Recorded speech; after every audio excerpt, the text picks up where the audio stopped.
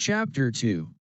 The Science of Deduction. We met next day as he had arranged, and inspected the rooms at No. 221B, Baker Street, of which he had spoken at our meeting. They consisted of a couple of comfortable bedrooms and a single large airy sitting room, cheerfully furnished, and illuminated by two broad windows.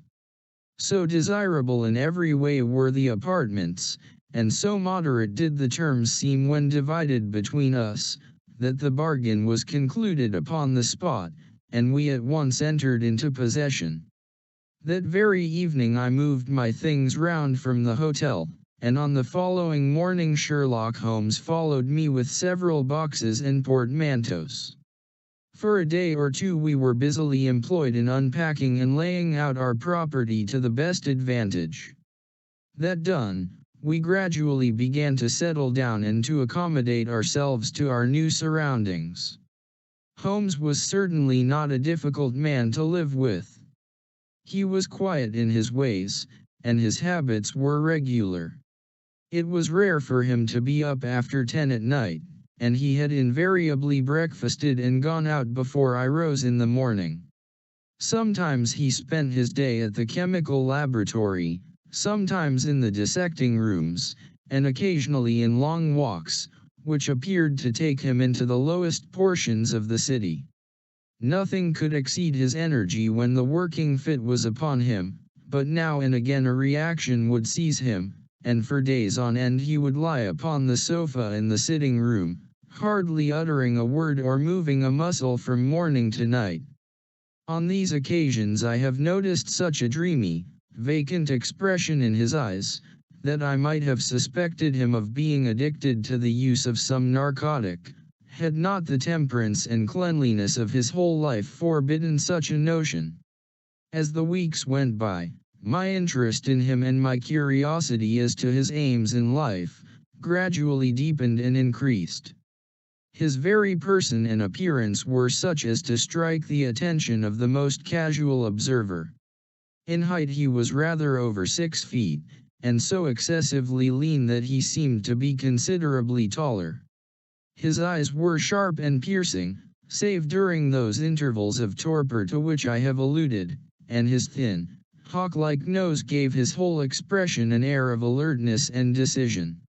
His chin, too, had the prominence and squareness which mark the man of determination. His hands were invariably blotted with ink and stained with chemicals, yet he was possessed of extraordinary delicacy of touch, as I frequently had occasion to observe when I watched him manipulating his fragile philosophical instruments.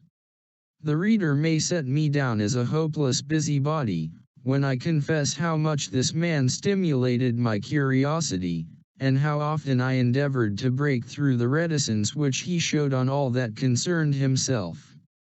Before pronouncing judgment, however, be it remembered, how objectless was my life, and how little there was to engage my attention. My health forbade me from venturing out unless the weather was exceptionally genial, and I had no friends who would call upon me and break the monotony of my daily existence. Under these circumstances, I eagerly hailed the little mystery which hung around my companion, and spent much of my time in endeavoring to unravel it. He was not studying medicine. He had himself, in reply to a question, confirmed Stamford's opinion upon that point. Neither did he appear to have pursued any course of reading which might fit him for a degree in science or any other recognized portal which would give him an entrance into the learned world. Yet his zeal for certain studies was remarkable, and within eccentric limits his knowledge was so extraordinarily ample and minute that his observations have fairly astounded me. Surely no man would work so hard or attain such precise information unless he had some definite end in view. Desultory readers are seldom remarkable for the exactness of their learning. No man burdens his mind with small matters unless he has some very good reason for doing so. His ignorance was as remarkable as his knowledge. Of contemporary literature, philosophy, and politics he appeared to know next to nothing. Upon my quoting Thomas Carlyle, he inquired in the naivest way who he might be and what he had done. My surprise reached a climax, however, when I found incidentally that he was ignorant of the Copernican theory and of the composition of the solar system. That any civilized human being in this 19th century should not be aware that the Earth traveled round the Sun appeared to be to me such an extraordinary fact that I could hardly realize it. "You appear to be astonished," he said, smiling at my expression of surprise. "Now that I do know it, I shall do my best to forget it." To forget it. You see, he explained, I consider that a man's brain originally is like a little empty attic, and you have to stock it with such furniture as you choose. A fool takes in all the lumber of every sort that he comes across, so that the knowledge which might be useful to him gets crowded out, or at best is jumbled up with a lot of other things so that he has a difficulty in laying his hands upon it. Now the skillful workman is very careful indeed as to what he takes into his brain attic. He will have nothing but the tools which may help him in doing his work, but of these he has a large assortment, and all in the most perfect order. It is a mistake to think that that little room has elastic walls and can distend to any extent. Depend upon it, there comes a time when for every addition of knowledge you forget something that you knew before. It is of the highest importance, therefore, not to have useless facts elbowing out the useful ones. But the solar system, I protested. What the deuce is it to me? He interrupted impatiently. You say that we go round the sun. If we went round the moon it would not make a penny worth of difference to me or to my work. I was on the point of asking him what that work might be, but something in his manner showed me that the question would be an unwelcome one. I pondered over our short conversation, however, and endeavored to draw my deductions from it. He said that he would acquire no knowledge which did not bear upon his object. Therefore all the knowledge which he possessed was such as would be useful to him. I enumerated in my own mind all the various points upon which he had shown me that he was exceptionally well informed. I even took a pencil and jotted them down. I could not help smiling at the document when I had completed it. It ran in this way: Sherlock Holmes, his limits. 1. Knowledge of literature nil. 2. Philosophy nil. 3. Astronomy nil. 4. Politics feeble. 5. Botany variable. Well up in belladonna, opium, and poisons generally. Knows nothing of practical gardening. 6. Geology practical, but limited. Tells at a glance different soils from each other. After walks has shown me splashes upon his trousers, and told me by their color and consistence in what part of London he had received them. 7. Chemistry profound. 8. Anatomy accurate, but unsystematic. 9. Sensational literature immense. He appears to know every detail of every horror perpetrated in the century. 10. Plays the violin well. 11. Is an expert single-stick player, boxer, and swordsman. 12. Has a good practical knowledge of British law. When I had got so far in my list I threw it into the fire in despair. If I can only find what the fellow is driving at by reconciling all these accomplishments, and discovering a calling which needs them all, I said to myself, I may as well give up the attempt at once. I see that I have alluded above to his powers upon the violin. These were very remarkable, but as eccentric as all his other accomplishments. That he could play pieces, and difficult pieces, I knew well, because at my request he has played me some of Mendelssohn's Lieder, and other favorites. When left to himself, however, he would seldom produce any music or attempt any recognized air.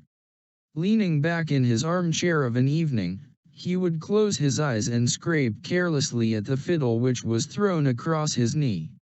Sometimes the chords were sonorous and melancholy. Occasionally they were fantastic and cheerful. Clearly they reflected the thoughts which possessed him, but whether the music aided those thoughts, or whether the playing was simply the result of a whim or fancy was more than I could determine. I might have rebelled against these exasperating solos had it not been that he usually terminated them by playing in quick succession a whole series of my favorite airs as a slight compensation for the trial upon my patience. During the first week or so we had no callers, and I had begun to think that my companion was as friendless a man as I was myself. Presently, however, I found that he had many acquaintances, and those in the most different classes of society. There was one little sallow rat-faced, dark-eyed fellow who was introduced to me as Mr. Lestrade, and who came 3 or 4 times in a single week. One morning a young girl called, fashionably dressed, and stayed for half an hour or more. The same afternoon brought a gray-headed, seedy visitor, looking like a Jew peddler, who appeared to me to be much excited, and who was closely followed by a slipshod elderly woman. On another occasion an old white-haired gentleman had an interview with my companion, and on another a railway porter in his velveteen uniform. When any of these nondescript individuals put in an appearance, Sherlock Holmes used to beg for the use of the sitting room, and I would retire to my bedroom. He always apologized to me for putting me to this inconvenience. "I have to use this room as a place of business," he said, "and these people are my clients." Again I had an opportunity of asking him a point-blank question, and again my delicacy prevented me from forcing another man to confide in me. I imagined at the time that he had some strong reason for not alluding to it, but he soon dispelled the idea by coming round to the subject of his own accord. It was upon the 4th of March, as I have good reason to remember, that I rose somewhat earlier than usual, and found that Sherlock Holmes had not yet finished his breakfast. The landlady had become so accustomed to my late habits that my place had not been laid nor my coffee prepared. With the unreasonable petulance of mankind I rang the bell and gave a curt intimation that I was ready. Then I picked up a magazine from the table and attempted to while away the time with it, while my companion munched silently at his toast. One of the articles had a pencil mark at the heading, and I naturally began to run my eye through it. Its somewhat ambitious title was, "The Book of Life," and it attempted to show how much an observant man might learn by an accurate and systematic examination of all that came in his way. It struck me as being a remarkable mixture of shrewdness and of absurdity. The reasoning was close and intense, but the deductions appeared to me to be far-fetched and exaggerated. The writer claimed by a momentary expression, a twitch of a muscle or a glance of an eye, to fathom a man's inmost thoughts.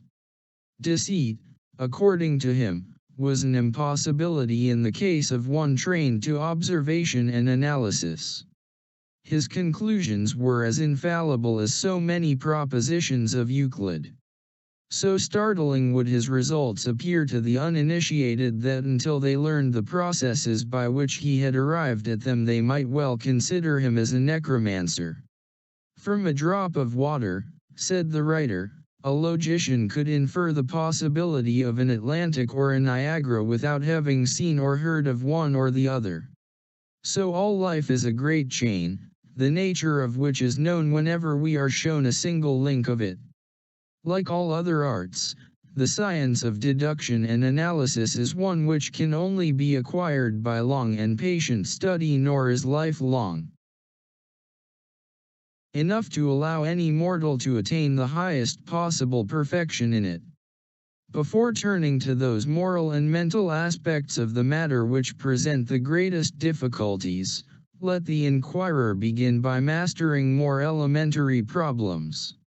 Let him, on meeting a fellow mortal, learn at a glance to distinguish the history of the man, and the trade or profession to which he belongs. Puerile as such an exercise may seem, it sharpens the faculties of observation, and teaches one where to look and what to look for. By a man's fingernails, by his coat sleeve, by his boot, by his trouser knees, by the callosities of his forefinger and thumb, by his expression, by his shirt cuffs, by each of these things a man's calling is plainly revealed. That all united should fail to enlighten the competent inquirer in any case is almost inconceivable. What ineffable twaddle! I cried, slapping the magazine down on the table. I never read such rubbish in my life. What is it? Asked Sherlock Holmes. Why, this article, I said, pointing at it with my egg spoon as I sat down to my breakfast. I see that you have read it since you have marked it. I don't deny that it is smartly written. It irritates me though. It is evidently the theory of some armchair lounger who evolves all these neat little paradoxes in the seclusion of his own study. It is not practical. I should like to see him clapped down in a third-class carriage on the Underground, and asked to give the trades of all his fellow travelers. I would lay 1,000 to 1 against him. You would lose your money, Sherlock Holmes remarked calmly. As for the article, I wrote it myself. You? Yes, I have a turn both for observation and for deduction. The theories which I have expressed there, and which appear to you to be so chimerical, are really extremely practical, so practical that I depend upon them for my bread and cheese. And how? I asked involuntarily. Well, I have a trade of my own. I suppose I am the only one in the world. I'm a consulting detective, if you can understand what that is. Here in London we have lots of government detectives and lots of private ones. When these fellows are at fault they come to me, and I manage to put them on the right scent. They lay all the evidence before me, and I am generally able, by the help of my knowledge of the history of crime, to set them straight. There is a strong family resemblance about misdeeds, and if you have all the details of 1,000 at your finger ends, it is odd if you can't unravel the 1,001st. Lestrade is a well-known detective. He got himself into a fog recently over a forgery case, and that was what brought him here. And these other people? They are mostly sent on by private inquiry agencies. They are all people who are in trouble about something, and want a little enlightening. I listen to their story, they listen to my comments, and then I pocket my fee. But do you mean to say, I said, that without leaving your room you can unravel some knot which other men can make nothing of, although they have seen every detail for themselves? Quite so. I have a kind of intuition that way. Now and again a case turns up which is a little more complex. Then I have to bustle about and see things with my own eyes. You see, I have a lot of special knowledge which I apply to the problem, and which facilitates matters wonderfully. Those rules of deduction laid down in that article which aroused your scorn, are invaluable to me in practical work. Observation with me is second nature. You appeared to be surprised when I told you, on our first meeting, that you had come from Afghanistan. You were told, no doubt. Nothing of the sort. I knew you came from Afghanistan. From long habit the train of thoughts ran so swiftly through my mind, that I arrived at the conclusion without being conscious of intermediate steps. There were such steps, however. The train of reasoning ran, here is a gentleman of a medical type, but with the air of a military man. Clearly an army doctor, then. He has just come from the tropics, for his face is dark, and that is not the natural tint of his skin, for his wrists are fair. He has undergone hardship and sickness, as his haggard face says clearly. His left arm has been injured. He holds it in a stiff and unnatural manner. Where in the tropics could an English army doctor have seen much hardship and got his arm wounded? Clearly in Afghanistan. The whole train of thought did not occupy a second. I then remarked that you came from Afghanistan, and you were astonished. It is simple enough as you explain it, I said, smiling. You remind me of Edgar Allan Poe's Japan. I had no idea that such individuals did exist outside of stories. Sherlock Holmes rose and lit his pipe. No doubt you think that you are complimenting me.